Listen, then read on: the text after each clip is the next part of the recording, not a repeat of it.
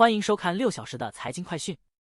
首先是 Affirm 创始人兼首席执行官 Max Levchin 宣布 Affirm 将与 Apple Pay 合作，提供购买先付后付服务，为用户提供透明度和控制力。接下来，艾文·丁德尔表示，日本央行加息不会改变他对比日本股票潜力的乐观预期。他建议投资者关注单个公司的估值，而不是仅仅依赖央行的政策，并认为日本公司日益注重股东利益，为回购股票、支付股息等催化剂提供了机会。下一条，美联储将利率维持在23年高位，同时将降息预期从3次下调至1次。美联储的利率决定可能对储蓄产生积极影响。下面这条，随着人工智能在各个行业的加速应用，了解这项技术如何提升业务运营已成为关键关注点。Dialpad 创始人兼首席执行官克雷格·沃克加入询问趋势。他阐明了他的公司如何旨在通过利用人工智能的力量来增强业务效率。让我们关注，尽管标普500指数在过去12个月上涨了 25%， 但并非所有成分股都参与了反弹。一些优秀的医疗保健类股票较不到1年前创下的峰值下跌超过 25%。辉瑞、百时美式贵宝和 CVS 健康等公司的股票下跌，但其股息计划仍在稳步进行。这就是投资者可以依靠这些高收益率股票至少再增加10年派息的原因。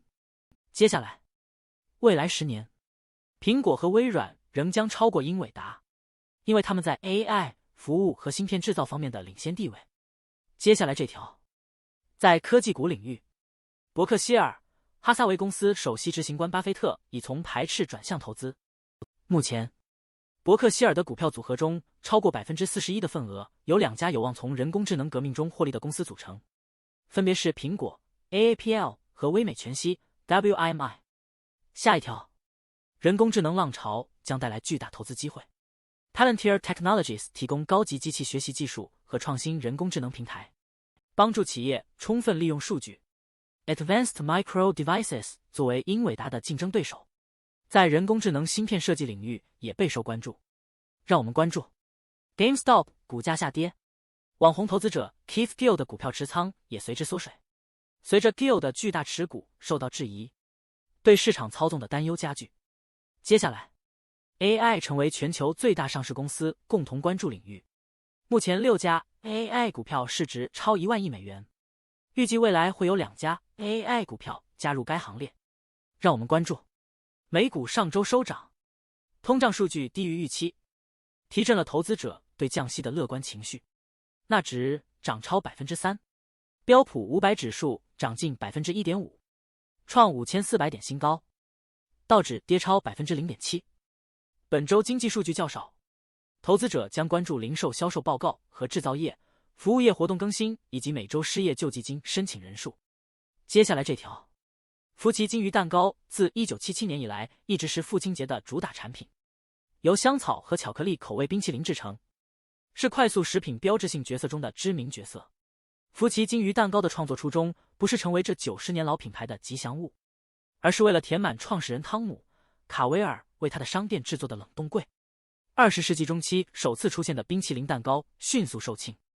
20年后，他想到为父亲节制作一款蛋糕。下面这条，科技巨头对前总统特朗普的支持引起关注，包括 Spotify、Pinterest、Meta 和 Google 等公司的投资者友好内容。让我们关注，帕兰提尔的 CEO 卡普认为，人工智能软件在军事领域的应用有助于消除敌人，也能保护平民。公司 Q1 财报显示营收 6.34 亿美元，符合预期。Palantir 预计商业业务将成为其近期增长的关键驱动力。最后这条是，酷热天气波及大西洋地区，导致用电需求激增，交通运输变慢，还带来健康风险。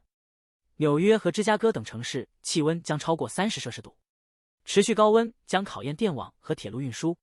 老年人、儿童和户外工作者是高温疾病的高危人群。以上是过去6小时的财经快讯，我们6小时后见。